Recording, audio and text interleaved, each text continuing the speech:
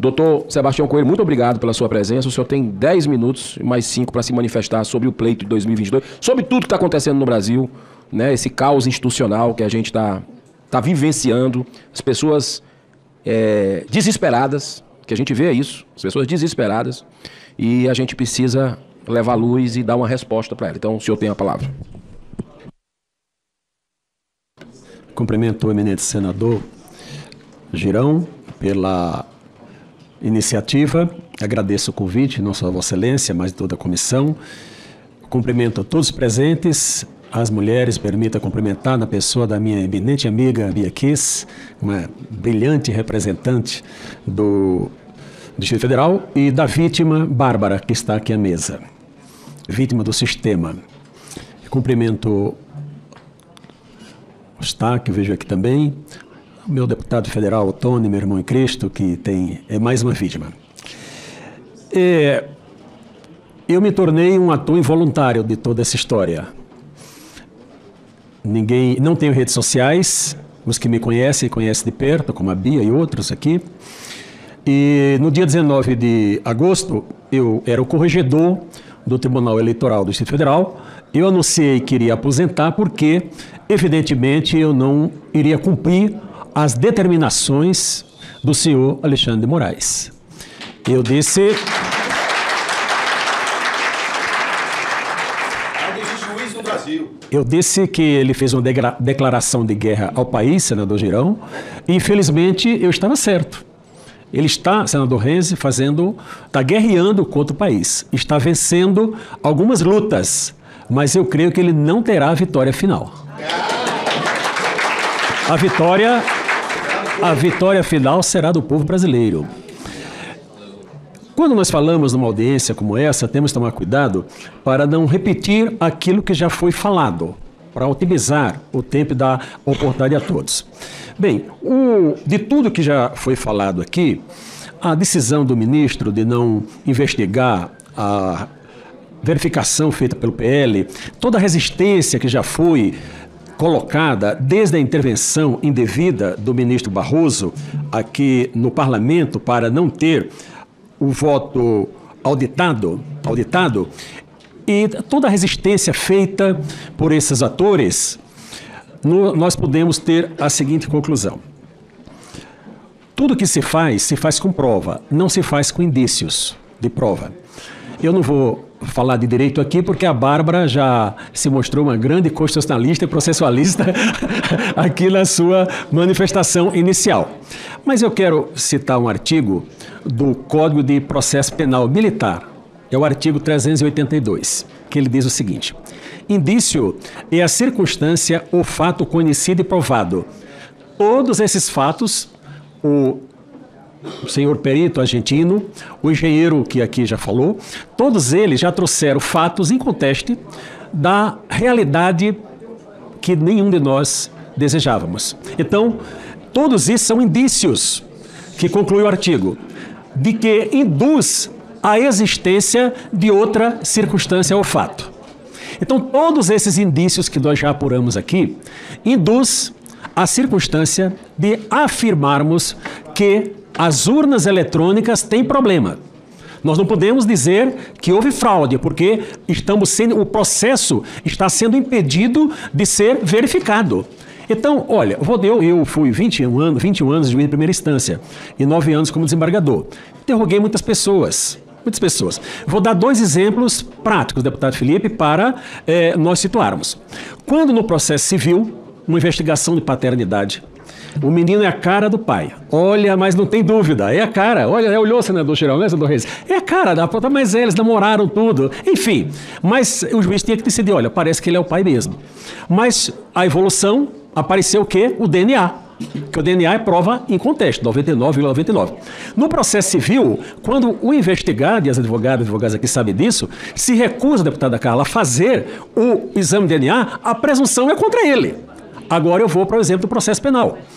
Eu atuava em turma criminal agora, antes de aposentar. Muito bem. Quando no exame de trânsito, uso de álcool no trânsito, bebida alcoólica, deputado Gaia, e a pessoa se recusa, ela não pode fazer prova contra si, ela se recusa a fazer o teste do bafômetro, se recusa ao exame clínico, não é? Mas todo mundo está vendo que a pessoa não consegue sequer andar, toda aquela prova, ele poderia ter feito uma prova ao contrário, ter dito, olha, eu fiz o teste do bafômetro e ficou comprovado que eu não ingeri bebida alcoólica. Ou outro, eu fiz o teste DDA e ficou comprovado de que eu não sou pai dessa criança. Pois bem, o Tribunal Superior Eleitoral, ele faz ao contrário. Ele que tem os instrumentos para dizer, olha, tudo que vocês estão falando é um absurdo, isso aqui está absolutamente irregular, absolutamente legal, mas o que ele faz? Ele tolhe, impede de que a prova seja realizada. E com esse impedimento de realizar a prova, nós todos, a população brasileira, tem o direito de suspeitar de que tem coisa errada. Essa é uma realidade. Como nós falamos muito de apontar erros e às vezes não apontamos soluções, eu quero apontar uma solução. Qual é a proposta que nós fazemos, Vossas Excelências? Encerrem imediatamente os 2 inquéritos ilegais, inconstitucionais, é o 4781 e 4874, salve isso, né? Pare imediatamente e entregue as provas ao Ministério Público, e o Ministério Público vai analisar e ver se alguma coisa que está ali presta ou não, deputado Girão. Se presta ou não. Se o Supremo tomar aceitar essa proposta, nós começaremos a ter o processo de pacificação do país. Agora, eles não podem, eles terão o benefício de alegarem que, olha, nós não fizemos isso, já deveriam ter feito de ofício. Se o Senado não for até lá, o Senado tem que se mover, tem que chegar até lá para fazer a proposta. Senão eles vão ficar, não, mas ninguém me propôs, eu não podia fazer nada. É possível que eles aceitem? Não creio. Mas tem que haver a tentativa. Por que eu não creio? Porque todas as ações, e aí eu não vou detalhar muito, Gustavo, porque é consenso nacional de que o senhor Alexandre de Moraes já praticou muitos crimes. Usurpação de função pública. Ele exerce, por conseguir uma água, agradeço, ele exerce a função de promotor de justiça, de procurador da República, de juiz de direito. Então, de delegado de polícia, senhor delegado da Polícia Federal, isso é usurpação de função pública.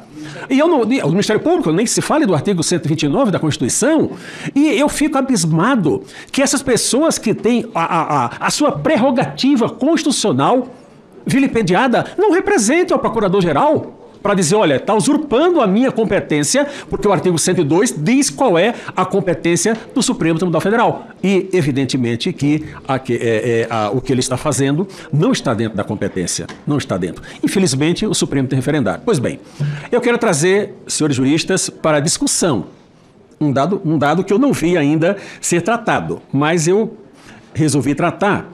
Porque eu fui a uma manifestação e quero dizer que não conheço ninguém de lá. Eu voltava de viagem, passei pelo local, vou dar uma olhada, e no domingo resolvi falar. Na hora que cantou o hino nacional, e todos com a mão na boca depois, 3 minutos de silêncio, eu pedi a palavra e falei naquele momento, e defendi a prisão de Alexandre de Moraes. Eu não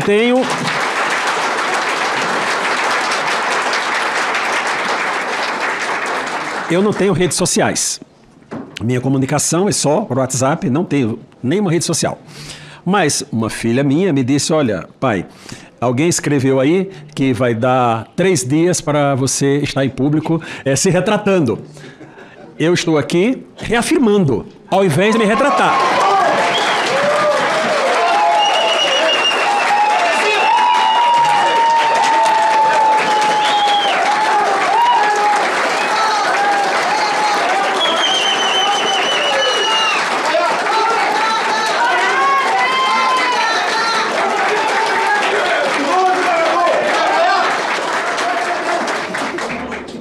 Muito bem.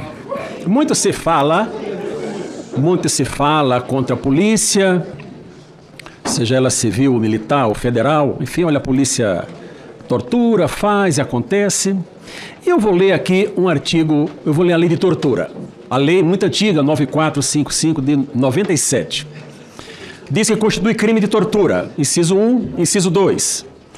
submeter alguém sob sua guarda, poder ou autoridade. No momento que o ministro Alexandre de Moraes coloca empresários, 43 pessoas que estavam lá, Oswaldo Eustáquio, Alain, Carla, todas essas pessoas, dentro do inquérito 4874, Bia, Gustavo, todos. No momento que ele coloca as pessoas dentro do inquérito, essas pessoas estão sob a sua autoridade. A partir daí, elas estão sob a sua autoridade. Eu continuo, estou lendo a lei. Com emprego de violência não é, ou grave ameaça. Gravíssima ameaça. Ameaça de cercear a liberdade ou lhe retirar o patrimônio. Qual ameaça? Retirar a sobrevivência das pessoas, desmonetizando, enfim. Isso é uma gravíssima ameaça que ele está fazendo. Aí continua o artigo. De forma a aplicar castigo pessoal, no meu caso, ou medida de caráter preventivo. É uma medida de caráter preventivo porque ele está dizendo, olha, eu te coloquei onde não devia, para preventivamente você não praticar um ato que eu reputo, olha, sob ameaça você não praticar um ato que eu reputo como antidemocrático, quando na verdade ele é que está sendo antidemocrático neste país. Mas tem o quarto item deste inciso. O quarto item. Ele diz aqui, impondo, vamos ver aqui, intenso sofrimento físico, não é o caso, até é no caso do Oswaldo Eustáquio, intenso sofrimento físico ou mental. Eu ia dizer, senador Girão, senador Reis, vamos convidar aquelas pessoas todas que tiveram redes sociais cerceadas, liberdades cerceadas, patrimônio com Constituição, patrimônio bloqueado, para ficar mais simples, se elas estão tendo algum sofrimento mental. Se elas chegarem e disserem, não estou, eu me desculpe e retiro. Mas ao ouvir a Barba, que aqui chorou e mostrou a indignação da violência que ela está sofrendo, eu acho que nem preciso fazer essa pergunta, para dizer que eles estão sob intenso sofrimento mental. E eu quero dar o crédito ao deputado Daniel Silveira, porque eu assisti numa entrevista dele, e ele falou, olha, tudo bem, o desembargador pediu a prisão, mas o juiz só pode ser preso em flagrante delito por crime inafiançável ou mediante ordem judicial. Mas o artigo 312 do Código... E aqui é o crime inafiançável.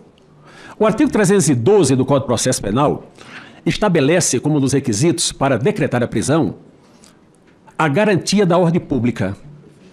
Também a reiteração criminosa, também é motivo. É simples, o exemplo da Lei Maria da Penha, quando um homem agride uma mulher, a pena é ridícula, é pena de detenção, devia ser mais forte, mas é de detenção. E quantas pessoas, faça uma pesquisa aqui do Distrito Federal, nas penitenciárias, meu tempo está acabando já? Quanto tempo, quantas pessoas têm com prisão preventiva. Para quê? Para que não voltem a delinquir. É isso. Então eu digo que o senhor Alexandre de Moraes, ele está praticando reiteradamente crimes. Toda decisão que ele profere de forma ilegal é um crime. Se essa decisão está valendo, o crime está acontecendo. Ele decretou, mas já passou? Não. Se está valendo, prevalecendo a decisão, o crime ele está acontecendo, né, deputado Zé Medeiros, e é flagrante delito. Mas olha, mas isso aí é de detenção. Bom, qual seria o melhor caminho? O melhor caminho, senhores senadores, senhores parlamentares, público presente, seria o Senado Federal já ter tomado uma providência. O senhor presidente do Senado, com todo respeito, senador do presidente, Vossa Excelência está prevaricando. Vossa Excelência está prevaricando.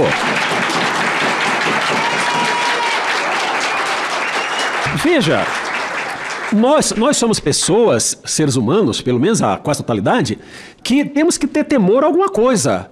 Temor a Deus, temor ao cumprimento das regras, mas se eu sou um sujeito que tudo que eu fizer, eu tenho a certeza antecipada de que ficarei na impunidade, e se ele não tiver um sentimento, eu não sei nem se eu posso falar, enfim, ele não terá freios. Eu dou exemplo do sinal de trânsito. O sinal está vermelho ali, eu não passo porque eu posso causar um acidente, eu sou responsável, eu não faço isso. Mas se eu passar e for flagrado, eu posso ter minha habilitação retirada. Os senhores ministros do Supremo, eles não têm medo de nada. Porque eles poderiam temer, o Senado eles não temem, ao contrário, população brasileira. O Senado está numa comissão para modificar a Lei 1079, que é a lei do impeachment, e, pasmem, presidida pelo Lewandowski. Presidida pelo Lewandowski, para que, não vi o anteprojeto ainda, mas para blindar os ministros do Supremo Tribunal Federal e ainda incluir Forças Armadas nessa história toda. E pressionar os senadores a não se manifestar. Cala a boca, senador, é o que vão fazer. Mais ou menos, é isso. Então nós estamos no estado de exceção. Nós estamos, brasileiros, no estado de exceção. Todos já disseram isso, rompimento institucional. O vice-presidente da República, Mourão, já se manifestou, futuro senador dessa casa, nesse sentido. E quando nós estamos diante da ruptura constitucional, o que é que nós podemos fazer? Aqui nós temos 2 ilustres delegados da Polícia Federal, que sabem que nos crimes comuns a competência é da Polícia Federal para apurar e para julgar do Supremo Tribunal Federal. Eles podem fazer isso? Eles podem fazer isso? A quem recorrer? Nós não temos a quem recorrer. Por isso que eu digo que a ordem constitucional está rompida e a ordem pública está abalada. A ordem pública foi jogada no lixo. Nós podemos ter uma convulsão social nesse país. Infelizmente, podemos evitar?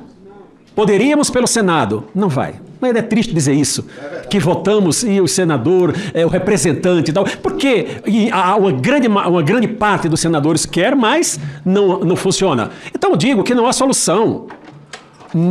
A sociedade brasileira, sofreu um golpe praticado pelo Supremo Tribunal Federal. Ao não cumprir a Constituição. E qual é a solução constitucional? Tem o presidente da República invocar o artigo 142 da Constituição para dar legitimidade às Forças Armadas para agirem. Vejam, tem muitos pedidos, Forças Armadas e tal. No momento que nós estamos, com fragmentos da Constituição ainda em vigor, se as Forças Armadas agirem de ofício, vai ser colocada como um golpe, embora seja um contragolpe.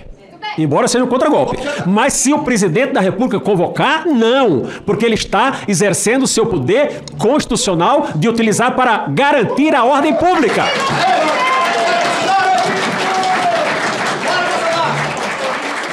Essa é a realidade que nós estamos vivendo. E para concluir, senador Girão, eu vejo que com a composição atual do TSE não tem solução. Imagine que o TSE fez uma resolução que dá poder ao próprio presidente de fazer tudo.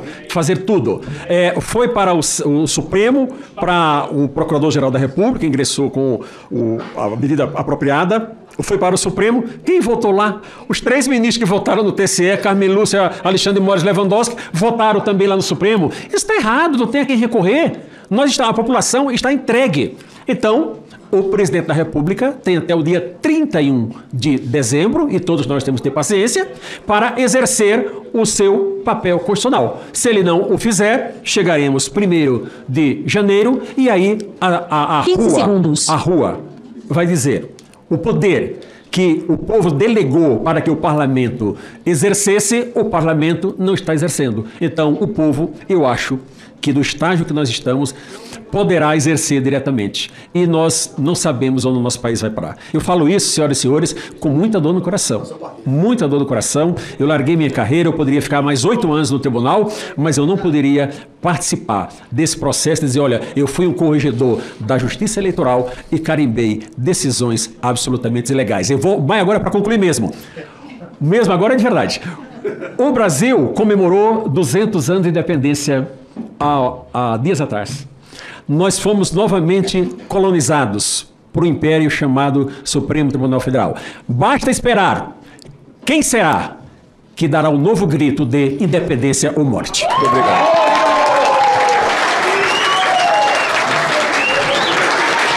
Muito obrigado ao desembargador Sebastião Coelho.